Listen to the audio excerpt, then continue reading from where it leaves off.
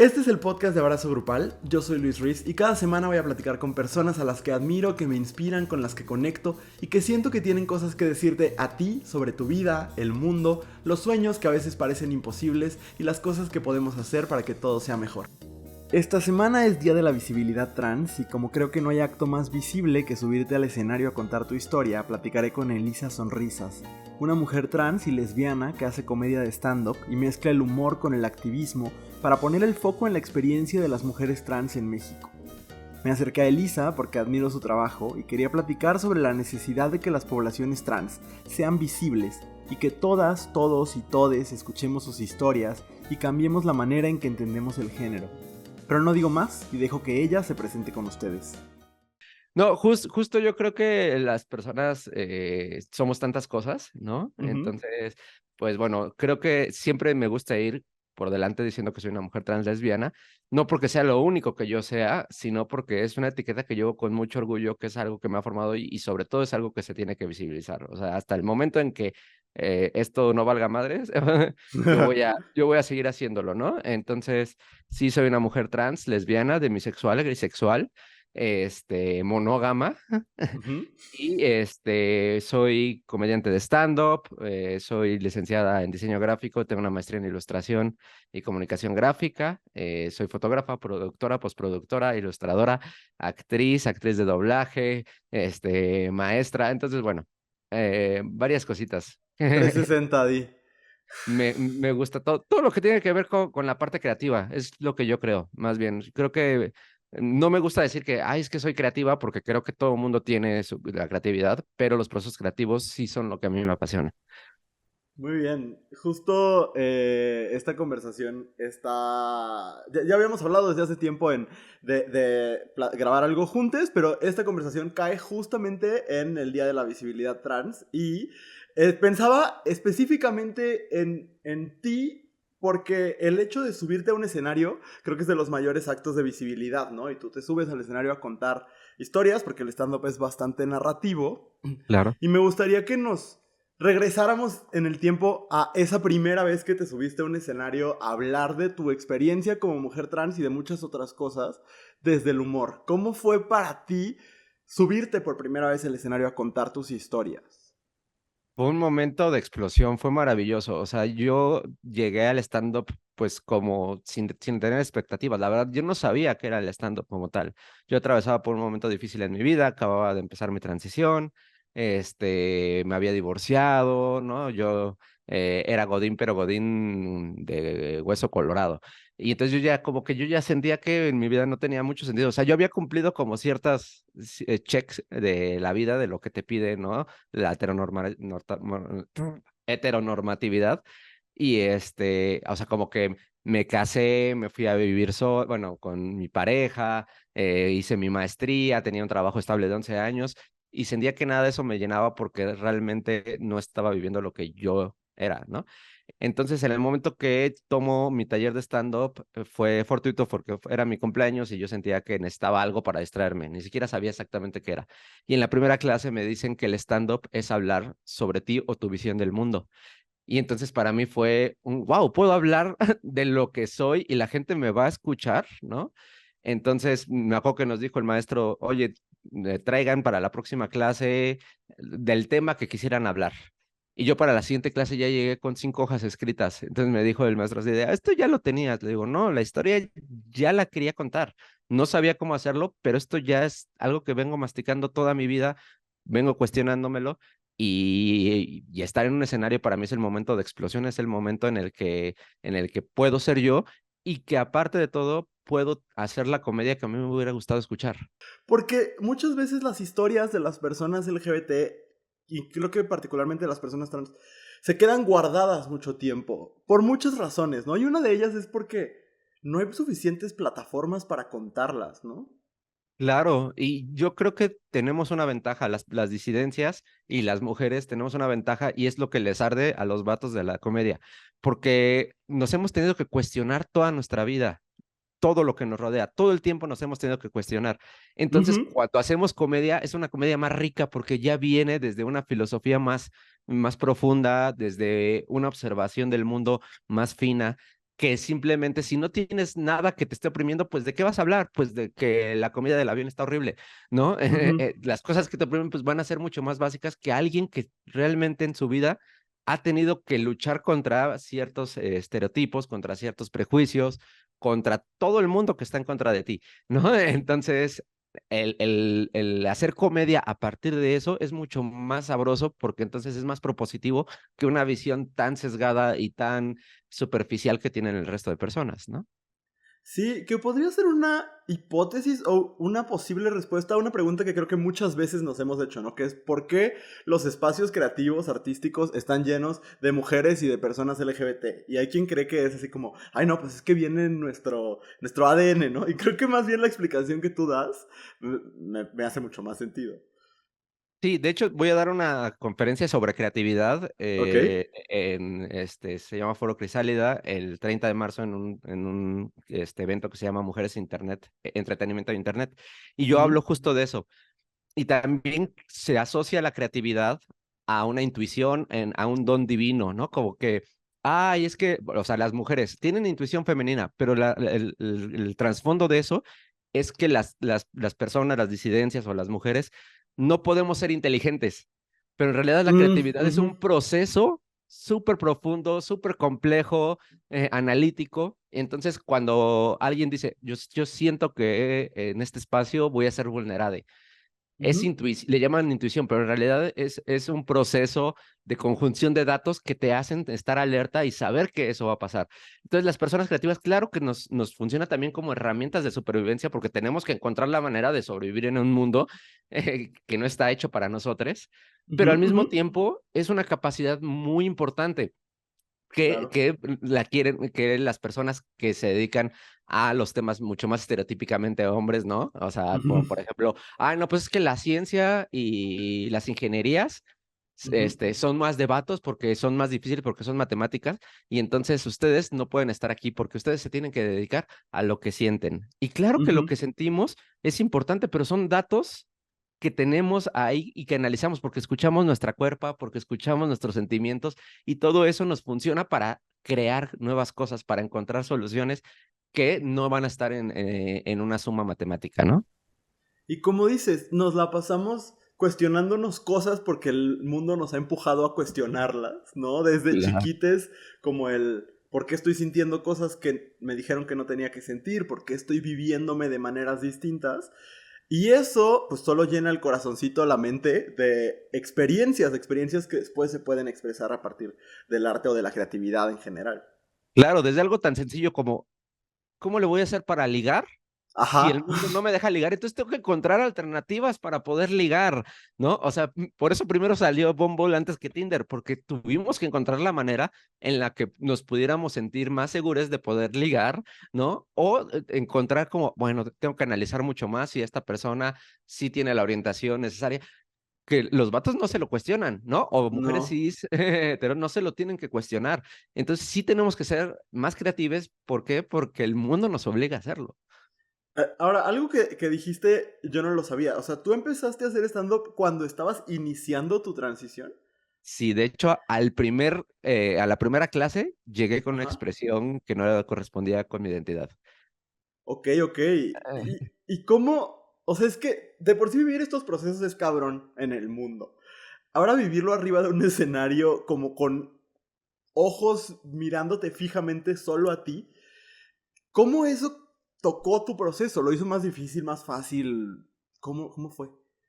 Creo que bajo mis privilegios tuvo una Ujú. ventaja, porque debo decirlo, no cualquier persona trans, o sea, tiene la misma Claro. vivencia.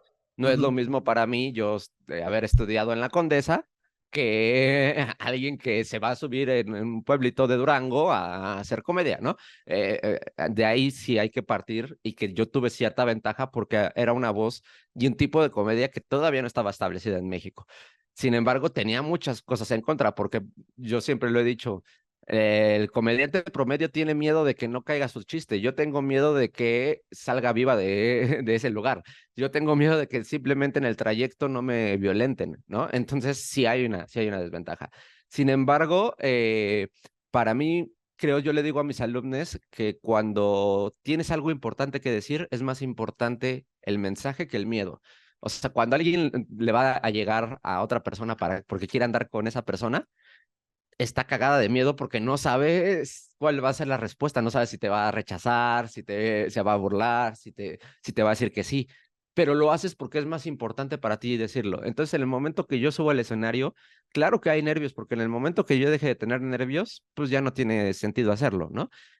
Pero ahí ya arriba es un momento de explosión y es un momento en el que he sido invisibilizada tanto tiempo, o sea, durante 30 años de mi vida no existí para el mundo, que ese es mi momento de ahora se chingan y me escuchan, ¿no? Y si no les gusta, pues ya me escucharon, ¿no? O sea, ese es mi Claro. momento, pues. Y me queda claro que la historia estaba ahí, ¿no? O sea, era una historia que quería ser contada y que aparte hoy en día es lo que más funciona, contar nuestras historias. Pero tú decidiste contar tu historia por medio del humor. ¿Por qué el humor es importante para ti? Creo que de entrada sí fue una herramienta de supervivencia, ¿no? Fue una herramienta en la cual, pues, para no ser discriminada, o sea, desde chica, ¿no? O sea, siempre yo bajo la expresión masculina con la que me viví, pues siempre fui toda flaca, o sea, sin músculo, pues, o sea, no cumplía con el estereotipo del niño que tenía o que la gente esperaba que tenía que ser, ¿no? Entonces, el humor siempre para mí fue una herramienta para poder encajar y para poder evitar problemas. O sea, si yo lograba hacer un chiste, la gente iba a estar conmigo a pesar de yo no encajar con el estereotipo de bully o de FIFA que se esperaba, ¿no? Pero yo sí creo que el arte en general y en especial el humor es una herramienta que funciona para contar cosas incómodas o hablar de cosas que no entendemos, ¿no? Siempre ha sido así. Cualquier persona que se dedique al arte es un medio de comunicación. Entonces, yo digo que la comedia para mí es como meterle la pastilla a una salchicha para que el perro se la coma. ¿Y sí te ha ayudado como a quitarle ese elemento doloroso a ciertas experiencias? Yo creo que la comedia, es que es algo que también trabajo mucho con mis estudiantes, Ujú, porque mucha gente dice que la comedia tiene que venir desde el dolor, ¿no? O desde el enojo. Y claro, la fórmula de la comedia básica siempre ha sido tragedia más tiempo igual a comedia. Algo es trágico y cuando pasa el tiempo se vuelve cómico. Pero yo no puedo establecer para ti qué es trágico, porque tal vez lo que es para ti trágico, para mí no lo es. ¿No? ujú, Para mí, o al revés, ¿no? Tal vez para mí el que me malgenericen es súper trágico y para la otra persona es de, güey, no pasa nada, ¿no? ujú. Entonces, creo que le falta una variable, igual el tiempo, ¿no? O sea, si yo hago un chiste del temblor del 2017 puedo decir, ya pasó mucho tiempo, pero alguien que perdió a alguien o que perdió Claro. su casa, no va a ser chistoso todavía porque el tiempo no va a ser suficiente para sanarlo. Entonces, yo lo que les digo a mis estudiantes es que el gap o el tiempo, el parámetro de tiempo que tienes para hacer un chiste es muy corto, porque es una vez que hayas superado el dolor, pero que siga siendo importante para ti. Tienes que superarlo porque si no el escenario te va a destruir. Si yo hago un chiste de algo que me sigue doliendo, estoy validando a través de las risas que estoy mal. Entonces estoy reviviendo todos esos momentos y me va a destruir. O sea, la comedia, mucha gente dice que es terapéutica, no es terapéutica. La comedia puede ser sanadora, pero no sustituye un tipo de terapia. Pero tiene que seguir siendo importante, porque en el momento que pierde importancia, pues entonces, ¿para qué lo subes? O sea, las personas que tienen acceso a un micrófono somos el 0.3% de la población mundial.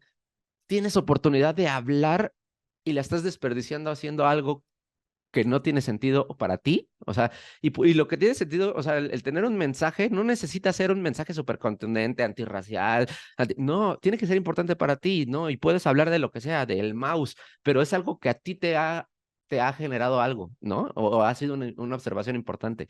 Si no es importante para ti, entonces, ¿para qué lo dices? Oye, me quería detener en algo que es un poco salirme por otro camino, pero cuando te escuchaba hablar de cuando eras leída, como un niño poco masculino, ¿no? De este crecer y el mundo decirte no cumples como con ciertas características de lo que se espera de alguien con cierto género o con cierta vivencia del género, a partir de Ujú. su genitalidad. Y en ese sentido, me parece que eso desmonta esta idea de la llamada socialización masculina de la que hablan tanto los grupos transfóbicos, ¿no? Cuando dicen, bueno, es que las mujeres trans vivieron con cierto privilegio de lo masculino. Y es como, eso es asumiendo que el mundo, o sea, que el mundo acepta las vivencias alternas del género. Pero en Claro. realidad es que, por lo que tú me estás contando, ¿no? El hecho de que tú hayas transicionado, ¿a qué edad transicionaste o iniciaste tu transición? A los 30 años. A los 30 años. Eso no quiere decir que los 29 años anteriores no hayan estado, no, o sea, no hayas estado recibiendo transfobia, solo quizás no la nombrabas como transfobia, no sé si me estoy haciendo bolas. Totalmente, no, no, no. Y creo que incluso hombres cis, hetero, Ajá, sufren la parte de no encajar en el género, ¿no? claro. Y entonces se tienen que forzar a vivir de otra manera, ¿no? Si hay una represión ante eso.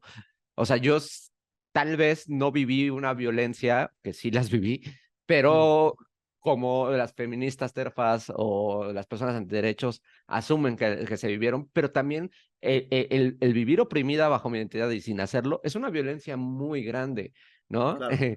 Y es muy chistoso porque dicen, no, pues es que te socializaron así y entonces tuviste privilegios.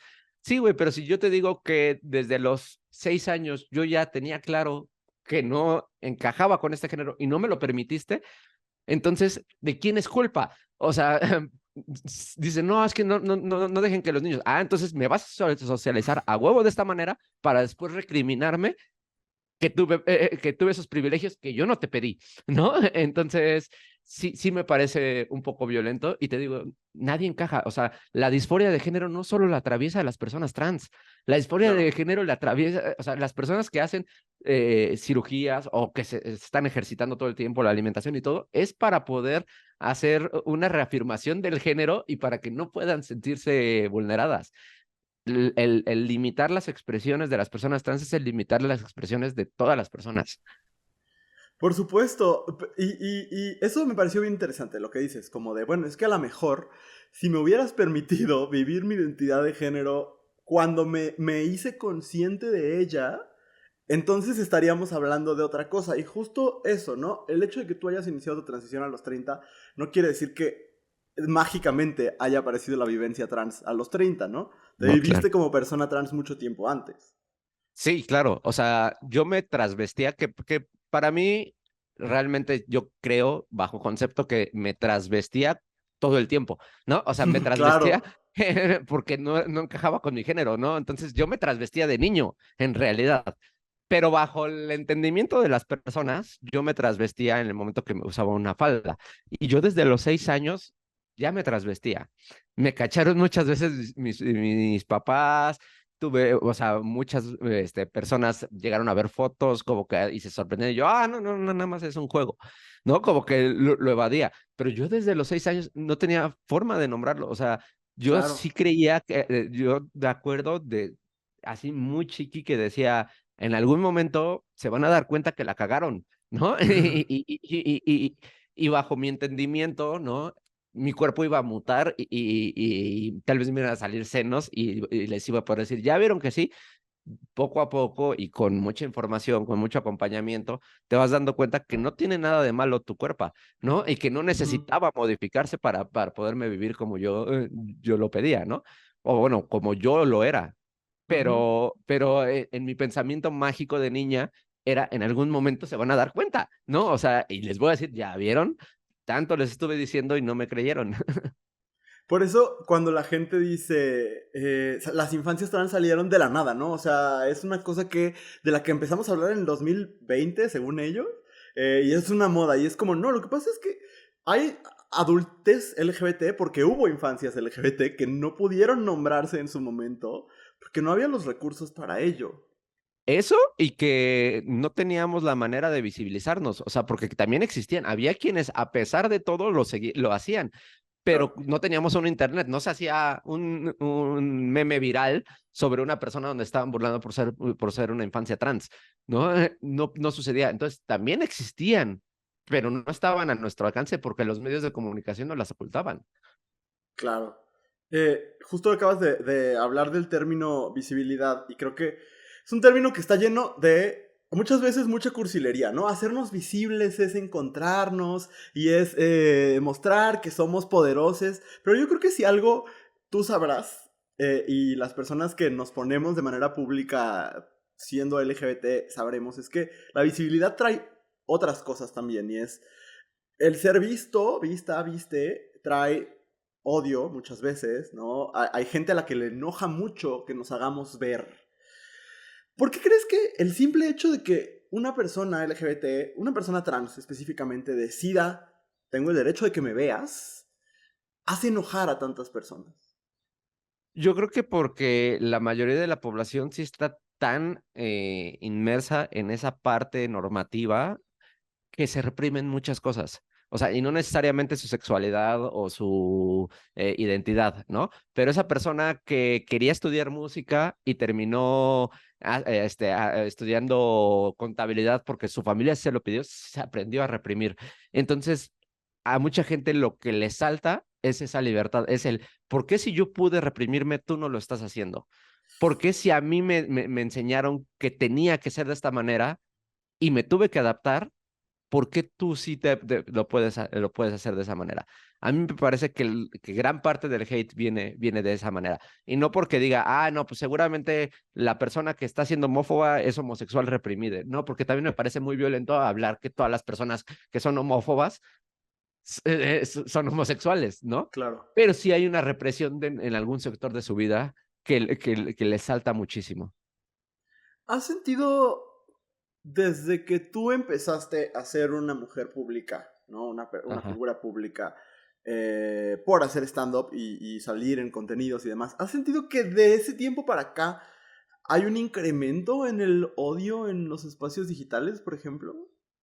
Yo creo que sí, porque también, bueno, el mismo espacio digital se ha abierto y ya cada vez más personas lo Ujú. tienen acceso y cada vez hay un sesgo mayor. O sea, hay un comediante que se llama Mark Maron que dice que lo que pasó es que también la gente entró en una burbuja en Internet, ¿no? Tenemos acceso a tantas cosas, pero el Internet te hace generar una burbuja para lo que vas a ver y de lo que vas a hablar. Entonces, ahorita, por ejemplo, de los comediantes que se sienten súper revolucionarios, sus tres temas favoritos son el feminismo, ¿no? Tirarle mierda al feminismo porque saben qué es lo que va a generar polémica y odio, hablar sobre la identidad y la orientación de las personas y hablar sobre ya no puedo decir nada.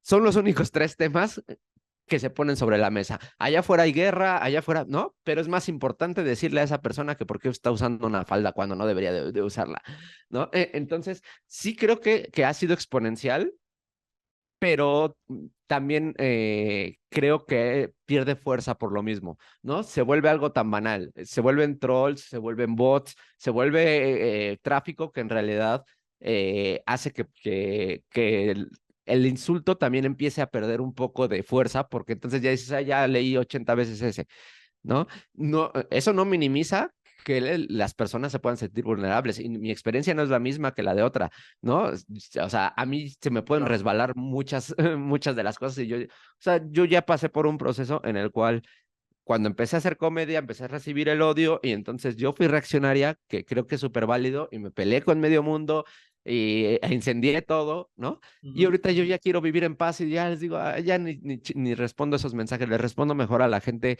que me manda un mensaje bonito, ¿no? Pero ese proceso yo no lo puedo limitar en otra persona. Si otra persona se siente ofendida y quiere ser reaccionaria, adelante, hermana, yo te apoyo, ¿no? Claro, justo hablemos de esos mensajes bonitos, porque todavía yo disfruto mucho de la comedia y los referentes de personas trans en la comedia en México, por ejemplo, pues todavía son reducidos, porque aparte ha sido un campo que asumo, ¿no? No soy comediante, pero asumo ha sido bastante hostil con la diversidad. Eh, ¿Qué es lo más bonito que te ha dado el ser uno de esos grandes referentes de las mujeres trans en la comedia, lo más bonito que te han dicho, que te han compartido. Híjole, es que no, sí no podría decirlo. Ha habido cosas, muchas, o sea, Ujú, es una responsabilidad muy grande, ¿no? claro, Y a veces ni siquiera sé cómo controlarla, ¿no? Porque a veces me llegan mensajes muy densos, ¿no? me imagino. Y yo no soy ninguna experta en eso, yo no soy profesional de la salud, yo no soy, a mí me toca nada más referenciarles hacia otros espacios, Claro. pero la gente, mucha gente espera que si yo juegue con esa representación y yo no soy representante de nadie, yo no represento a nadie. O sea, cuando me dicen es que tú representas a la comunidad, yo no represento a nadie, yo intento visibilizarla, pero mi Ujú, historia no representa la de ninguna otra morra trans. Yo no puedo claro. ir a cuestionar a otras personas. Incluso te lo voy a platicar ahorita que hablamos también de lo de que ha sido muy reducido este espacio. Sí, las disidencias siempre han existido en la comedia, pero eran usadas como objeto de burla, ¿no? Claro. Ujú, No, éramos el punchy bag, éramos nada más el prop para poder hacer el chiste, ¿no? Cuando empieza a cambiar esto, en México yo la primera comediante trans que conocí, y por eso es importante la visibilidad, fue Ofelia Pastrana. ujú, Ofelia Pastrana fue la primera en subirse a hacer stand-up, o que por lo menos yo tengo el conocimiento. Probablemente hubo alguien ahí underground que lo hizo y no sabemos, porque te digo, existían, pero no teníamos los medios para saberlo. Yo, la primera que yo conocí fue Ofelia Pastrana y gracias a Ofelia Pastrana es que dije, sí puedo hacerlo también yo, ¿no? Actualmente ya hay 16 morras trans que yo ubiqué haciendo stand-up. ok. Entonces, a mí me emociona mucho. Mucha gente me dice, ah, es que ya tiene competencia y todas van a hablar de lo mismo. No, güey, ¿por qué? Entonces todos los hombres van a hablar de lo mismo. No, a mí me emociona porque entonces esto un poquito me quita también el peso de encima de decir, ay, yo soy la que tiene que llevar este estandarte. No, no, son historias bien distintas y cada quien las va a llevar. Pero cuando yo inicié, a pesar de que Ofelia ya había estado, Ofelia se había retirado un poquito de los escenarios, bueno, hacia otros escenarios, hacia música, hacia Ujú, conferencias, etcétera.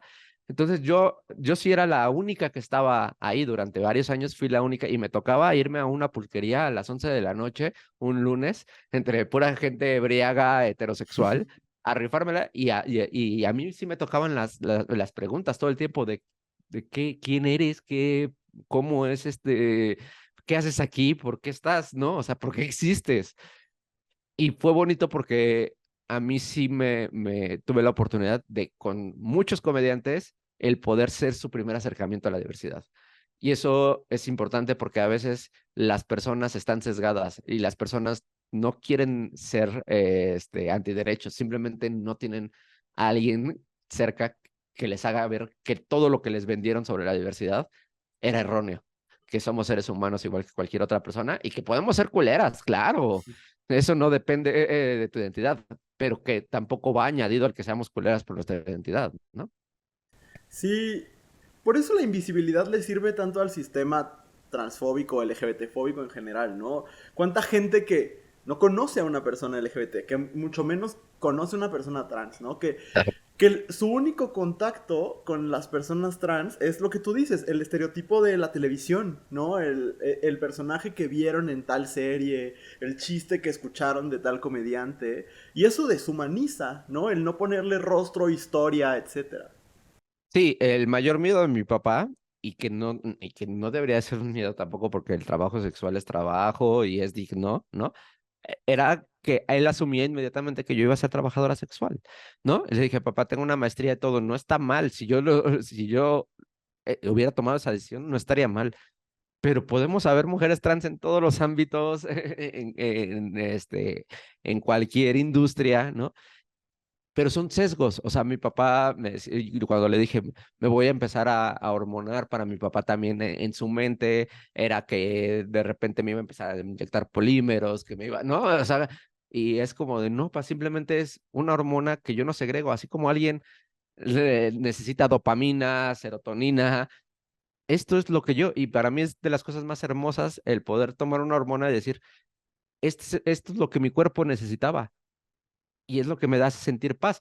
¿no? Cuando alguien va al psiquiatra, muchas veces se les pone ciertos químicos que no está segregando. Lo mismo es aquí, ¿no? No porque soy una mujer que le faltó segregar eso y eso es lo que necesitaba mi cuerpo.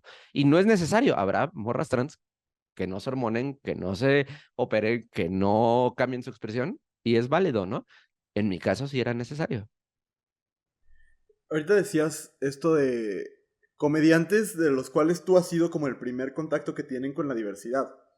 ¿Has notado que el conocer tu historia, simplemente conocerte a ti, ¿no? Ponerle rostro, voy a ponerlo así. Ajá. Está el LGBT, ¿no? Y muchas veces hay gente que no le pone rostro a la T, ¿no? Que la T la conoce desde, de nuevo, el estigma, el prejuicio, lo que leen en los periódicos, lo que ven en los debates de la tele donde ni hay personas trans. Sí. ¿Has visto que el ponerle rostro a la T ha hecho que cambie su perspectiva por completo?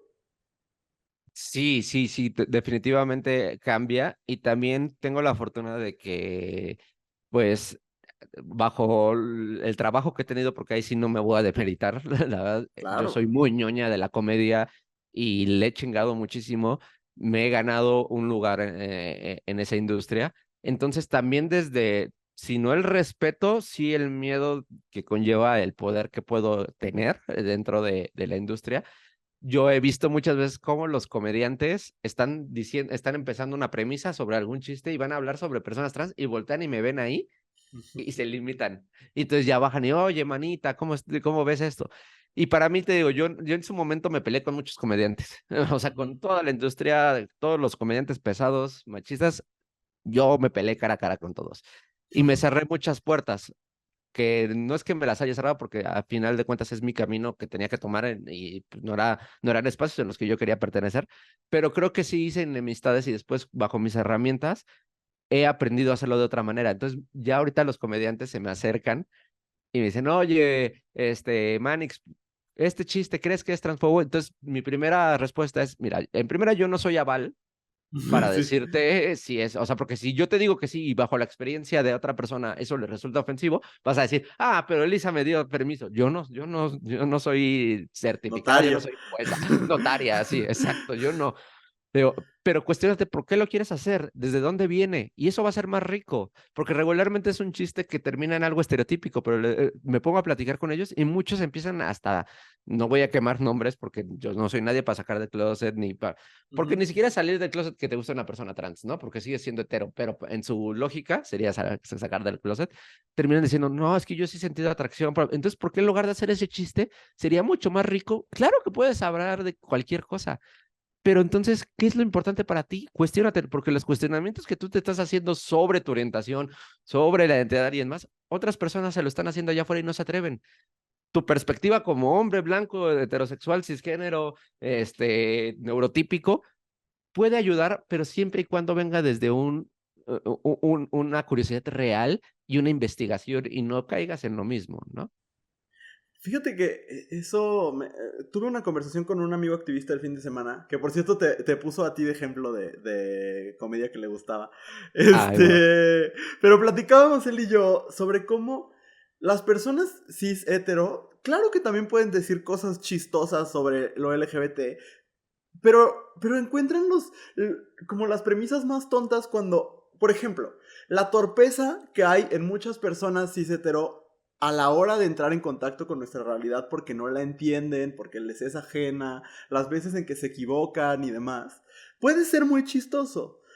Y se pueden reír de sí mismos en ese sentido, pero han decidido mejor reírse de nosotros, ¿no? Reírse de la experiencia de las personas LGBT que no entienden. Entonces, como quizás no es que ya no se puede hacer chistes de nada, sino que todo está en desde dónde se cuenta el chiste, ¿no? Totalmente. O sea, se puede hacer chistes de lo que sea, de lo que Ujú. sea. Pero uno, que sea un chiste, sobre todo como comediante que te llamas profesional, ¿qué es lo que le vas a añadir? O sea, tu chiste de, ay, es que pareces niña, pues ese chiste ya lo han hecho desde, o sea, probablemente desde los 50 o antes, o sea, desde que yo he escuchado ese chiste, ya no es propositivo, ¿no? Y dos, justo desde qué óptica lo ves, ¿no? Hay un comediante que yo odio como persona, que es Ricky Gervais, pero, y bueno, y últimamente como comediante también, pero él escribió The Office. Y The Office me parece una obra maestra porque se avientan los chistes que podrían ser los más incorrectos del mundo, pero siempre hay una contranarrativa. Entonces el chiste recae en lo estúpido que suena la persona diciendo ese chiste, en lugar de que el remate sea el chiste. O sea, el remate no es decirle, ah, estás gorda, sino que hay alguien más que ve y dice, ¿por qué dices eso? ¿No? Entonces ahí recae todo el peso de la broma y eso es lo que me parece que es lo que le falta a muchos comediantes, analizarlo, porque el hacer un chiste hacia abajo, tirar hacia abajo, es lo más fácil. Si yo voy caminando y me tropiezo, es muy fácil que tú te rías de que yo me tropecé porque tú no estás en esa situación.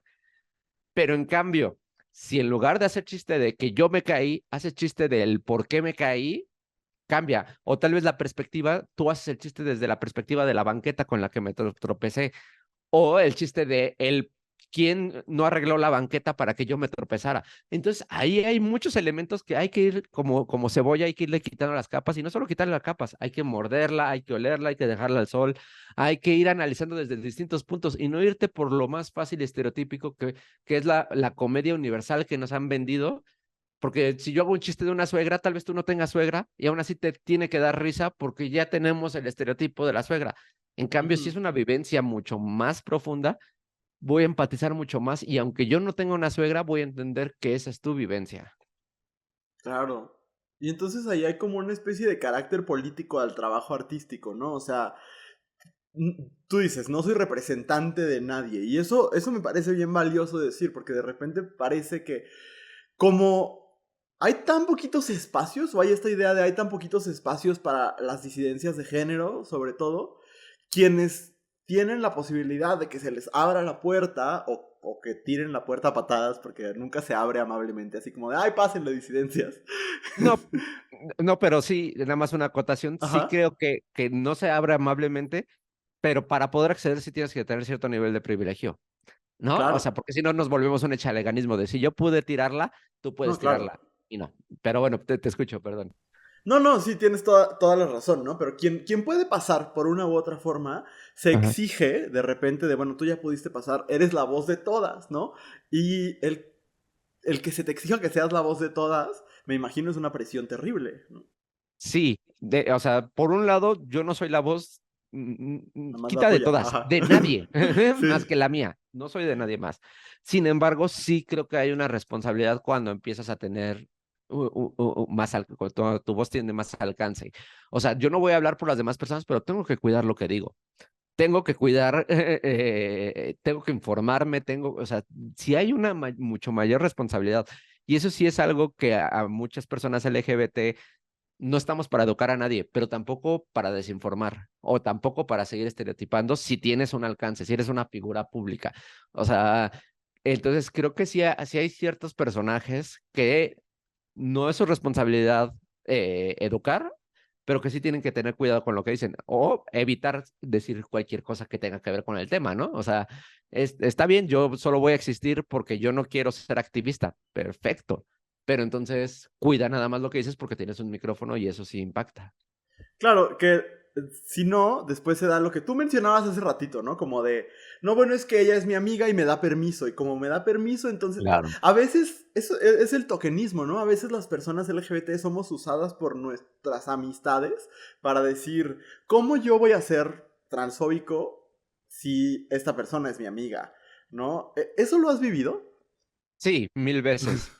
Y creo que no solamente es a nivel tan personal y tan cercano, ¿no? Es, ay, ¿cómo no voy a decir esto si ya Caitlyn Jenner ya nos dio permiso de decirlo? Y es como de, no, güey, ¿no? O sea, ¿y por qué te enfocas en esa vivencia de Caitlyn Jenner y no en la positiva? Porque esa es la que te acomoda. Y mil veces me ha sucedido, ¿no? Y sobre todo al principio en la comedia, sí siento que fui usada y no soy la única que ha sido usada por comediantes como justo para avalar de, no, yo no soy transfóbico, mira, tengo a Lisa en en mi equipo. Y entonces sí tuve que aprender a eliminar. Ahorita he visto que a otras comediantes trans las están usando de la misma manera y a mí no me toca ir a señalar a las morras trans porque ellas son las que tienen las pocas oportunidades y las herramientas. A mí me toca cuestionar a esos pendejos que son los que están usándolas. Y justo creo que no es algo que esté enmarcado solo en el mundo de la comedia. Estoy seguro que habrá un ingeniero que se aviente un chiste transfóbico en la peda y diga, ay, pero yo lo puedo decir porque evidentemente no soy transfóbico si soy amigo de tal, ¿no? Como dices, a ti te toca señalar a esa gente y te toca porque lo decides, tampoco es como que Sí, sea tu claro. obligación, ¿no? Pero en ese señalamiento, ¿tú qué le dirías a esa persona que dice, ¿cómo voy a ser transfóbico si tengo una amiga trans?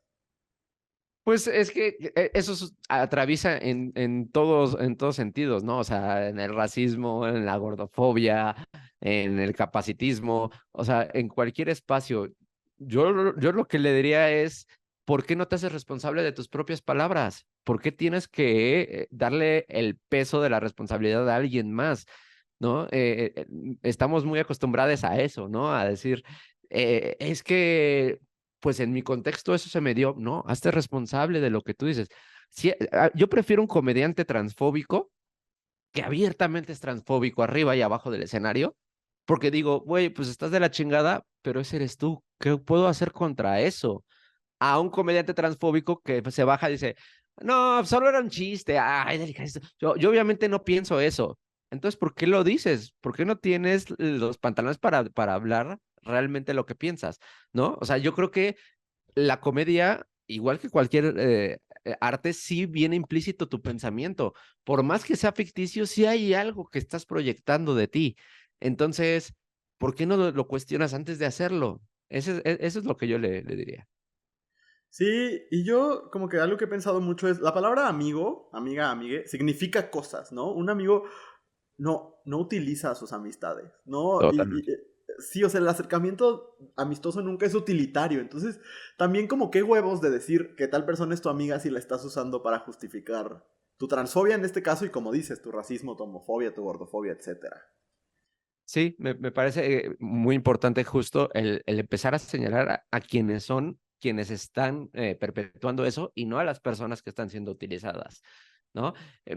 Muchas veces a mí me ha tocado que me ofrezcan papeles como actriz con los cuales yo no acepto porque yo no estoy de acuerdo con la narrativa que se va a poner.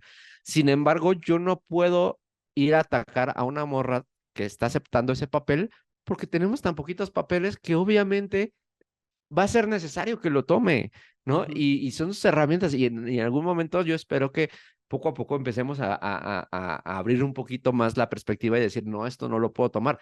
Pero si no lo toma, entonces no tiene ingresos y entonces va a estar más segregada y entonces, ok, entonces yo no voy a señalar a la persona que está actuando, voy a señalar a quienes siguen creando esos contenidos para que esas personas estén ahí. Si sale una morra trans en un programa de comedia y se están burlando de ella, yo no puedo decirle, no, es que tú estás haciendo que el movimiento, no, no eres tú, es el sistema que te está obligando a estar ahí.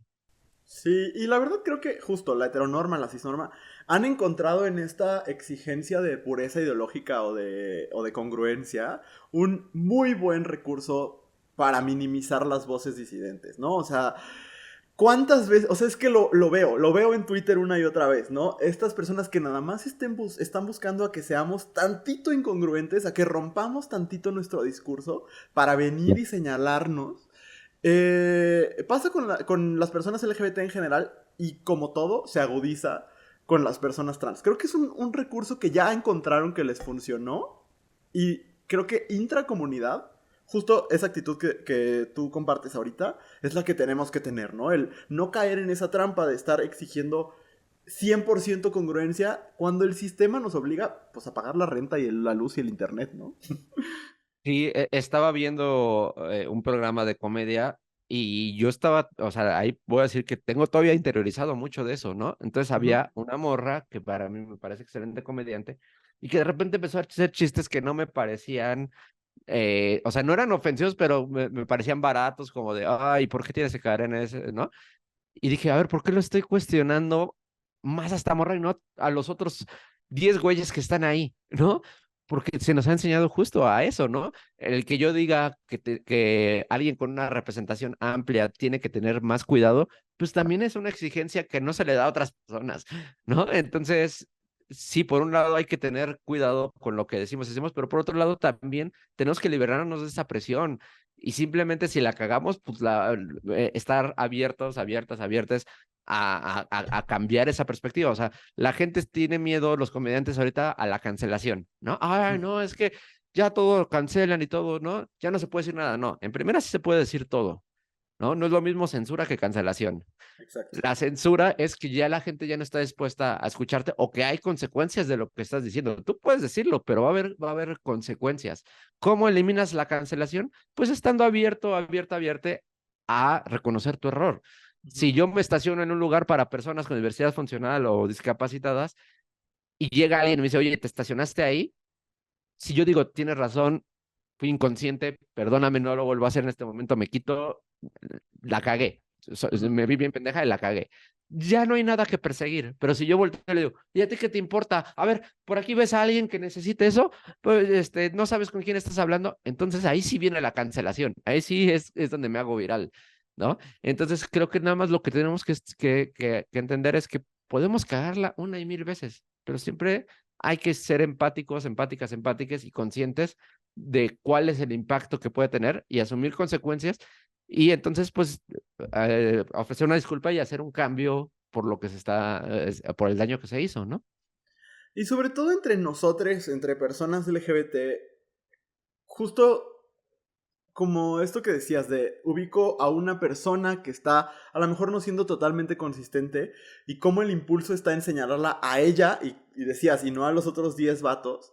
Yo creo que sobre todo los hombres cis hetero han sabido muy bien ser equipo entre ellos y cuidarse sus privilegios y taparse Del sus pacto. cosas. Ajá. Y en momentos hacia adentro de la comunidad LGBT, con las distintas opresiones y privilegios que enfrentamos, no hemos aprendido tanto a ser equipo, ¿no? Y a veces a decir, ok, te equivocaste, me lastimaste. eh, Quizás diálogo contigo porque sé que hay una experiencia en común que nos atraviesa y no te señalo con tanta severidad. Quizás es algo que no hemos aprendido a hacer, ¿no? Hacia adentro de la comunidad permitirnos, justo lo que dices, equivocarnos y corregir esa equivocación. Sí, sí, sí, sí. Y hacerlo a través del amor también, ¿no? O sea, Ujú, porque, o sea, y viéndolo un poquito hacia afuera, si yo llego con alguien y le digo, es que eres transfóbico, ujú, ahí automáticamente pongo una barrera. No es lo mismo llegar, y que es algo que yo he aprendido, ya llego con los jóvenes y les digo, oye, yo sé que tal vez no eres transfóbico, no estoy diciendo que lo seas, pero tu mensaje sí puede propagar un mensaje transfóbico. Sí puede, ¿no? O sea, lo que estás diciendo sí puede generar odio o sí puede ser tener un componente transfóbico. Entonces, ya no le estás diciendo a esa persona, tú eres de lo peor y te estoy satanizando, no, es, oye, esto sí lo podrías modificar y podría ir. Entonces, creo que también nos hace falta dentro de la comunidad tener esa apertura y esa hermandad de decir, oye, yo sé que tú no eres mala persona, pero tú, hombre gay, cisgénero, la estás cagando de este lado porque a mí me está doliendo. Y sobre todo eso, a mí me está doliendo y es la parte que quiero que empatices. No te estoy diciendo, no te estoy censurando, te estoy diciendo nada más qué es lo que yo siento. y claro que es un compromiso que requiere de todas las partes, ¿no? Porque por otro lado, ese hombre gay cisgénero Ajá. hipotético del que estamos hablando, pues tendría que tener la posibilidad, más bien la apertura de recibir la crítica y no ponerse a la defensiva, que es algo que también pasa muchas veces, ¿no? Por más que te lo digan de la mejor forma, este cinismo incluso de decir, claro que no, o lo malinterpretaste, o me estás queriendo cancelar, ¿no? Y creo que esa es otra parte. El estar receptivos, receptivas, receptives, de que se nos señale cuando violentamos, ¿no? Claro, y también te digo, la forma de acercarse, porque si es un ping pong, de un lado es, lo tengo que hacer con amor, del otro lado tiene que Ujú. tener la recepción, pero del otro lado entender que tal vez la manera de comunicación para que lo pueda tener la recepción tiene que ser distinta, porque también como disidencias hemos sido tan pateadas toda la vida Oh, sí. que obviamente vamos a responder con una mordida, ¿no? O sea, ya tenemos hasta arriba el vaso, entonces ya cualquier gotita va a ser, y es válida la furia, y es válida, ¿no? Pero entonces el cómo hacemos para que entendamos que todos estamos en la misma lucha, que todos estamos buscando lo mismo, que todos estamos oprimidos de alguna forma, ¿no? Claro. Y el cómo enfocar nuestra fuerza hacia otro lado. Te digo, si yo veo a una morra trans que en un podcast les está respondiendo algo que para mí no es la manera correcta de mandar un mensaje, porque a ella es a quien la estoy juzgando y no a la persona del podcast tendenciosa que está haciendo esa pregunta y que la está invitando solamente para eso, ¿no? Claro. Cuando tal vez hay muchas otras cosas de las que se podrían hablar, ¿no? Sí, por supuesto. Justo hablando ahora sí, hacia adentro de la comunidad, algo que la visibilidad nos permite es encontrarnos, ¿no? Es más fácil saber que la otra, leotre, es como yo, si se deja ver, ¿no? Y en ese sentido, me gustaría saber tu experiencia en el mundo de la comedia o fuera de ese mundo, como tú quieras. Justo en el encontrándote con otras personas LGBT y entonces haciendo vínculos de comunidad. ¿Qué ha significado eso para ti? Todo, un cambio radical en mi vida y en mi significado. O sea, como te digo, yo pasé 30 años sin expresarme de la manera correcta bajo mi identidad, pero tampoco porque no tenía referentes, no tenía esa, o sea, esa visibilidad. Nunca, yo crecí en Naucalpan, Estado de México, estudié en Satélite, que era panista conservador, ¿no? Yo no tuve acercamiento. Lo más que tuve de acercamiento y que puedo recordar era un amigo, bueno, no era un amigo, era un compañero gay, y yo bajo mi sesgo y mi transfobia, LGBT-fobia más bien internalizada, nunca me acerqué a él. Nunca me... y era la única persona abiertamente gay que estuvo durante mi infancia y juventud y nunca me acerqué hacia esa persona. Entonces, sí, cuando entro a la comedia, al mismo tiempo entro a algunas asociaciones y así, porque para mí era súper importante en ese momento explotar todo, ¿no? Y entonces empiezo a conocer muchas personas trans. Yo nunca había tenido una plática con una persona trans, ubicaba a Ofelia. Afortunadamente ahorita Ofelia es no solamente de mis mejores amigas, es mi familia, es alguien con quien comparto tanto y que el que haya yo conocido a ella me detonó totalmente porque entonces empecé a conectar con otras personas y ahorita yo creo que mis amistades, el 90% son disidencias, ¿no? Pero es una burbuja, es un filtro en el cual la gente no vive. Y a mí me encantaría que la gente pudiera acercarse a más personas. Cuando empiezan a haber más disidencias en la comedia, se empiezan a crear espacios como open mics, como shows, solo para disidencias, que me parece muy bonito, porque al final de cuentas yo también, mi público, el que quiero que me escuche, es sobre todo las personas a las que nunca se les ha hablado, ¿no? Pero también se vuelve una burbuja porque entonces no le damos la oportunidad a otras personas de acercarse a la diversidad, aunque no, pues, no se consideren parte de ella. Entonces, cuando sales de ahí es súper difícil. Yo prefiero tener un público diverso en toda su extensión de la palabra, ¿no? O sea, cuando me ha tocado abrirle a Carlos Vallarta, pues obviamente el público de Carlos Vallarta no es público que esté acostumbrado a las disidencias, pero es público que por lo menos está abierto a escuchar. No es lo mismo que si me voy con Franco Escamilla, seguramente me va de la chingada y se van a burlar de mí. Pero si hay un público que realmente no se ha acercado y puede ser aliados muy importantes que no le hemos dado la oportunidad. Y ahí está también la responsabilidad del público, ¿no? De buscar voces en la comedia o a lo mejor es gente que no le gusta tanto la comedia, pero le gustan otras formas de arte. Y la importancia de buscar voces que no se parezcan a la tuya, ¿no? Que hablen de cosas que quizás no te son tan cercanas, aunque te rete al principio. Porque sí es cierto, seguramente un vato heterosis no, no tiene la misma experiencia que una mujer trans, ¿no? Pero eso no significa que no pueda conectar. A lo mejor requiere un Totalmente. poquito más de empatía y de paciencia. Sí, y algo que acabo de decir, me gusta puntualizar, porque mucha gente dice, no me gusta la comedia. Yo creo que a todo mundo le gusta la comedia. Simplemente no han encontrado la comedia que les gusta. Es como decir, no Claro. me gusta la música. Ujú. No, no te gusta porque tal vez nada más has escuchado corridos tumbados. Y digo, nada en contra de los corridos tumbados, fue lo que primero que se me vino a la mente. Ajá. O sea, cualquier género creo que puede ser bueno o puede ser malo, depende de lo que hagas, ¿no? Pero tal vez no te gusta ese tipo de música, ¿no? O nada más has escuchado música clásica y te da hueva, hasta que encuentras el rock y dices, ah, eso es lo mío, o el pop. Lo mismo pasa en la comedia. Los únicos exponentes que realmente están visibles son gente que no te habla a ti. Entonces, yo invito a la gente a explorar, ¿no? Hay muchas morras haciendo cosas interesantes, hay personas discapacitadas o bueno, con diversidad funcional haciendo comedia, hay personas racializadas, o sea, hay muchas, muchas voces y lo importante de que cada vez haya más voces es que cada quien puede contar su propia historia. Ya no, el vato va a hablar sobre mi experiencia como mujer trans. Claro. Yo ya voy a hablar de mi propia experiencia, ¿no? Y eso es lo que creo que va a ser el cambio y el futuro de la comedia. Ya las otras personas ya no van a hablar sobre lo que se imaginan que es ser así. Yo ya te voy a decir la realidad de lo que he vivido siendo así. Justo eso me gustaría que nos compartieras. De esas otras voces, como que nos compartas cuáles crees que necesitamos escuchar. ¿Quiénes son tus otras personas haciendo comedia favoritas? Eh, Mir Ramírez, me parece que es una comedia explosiva.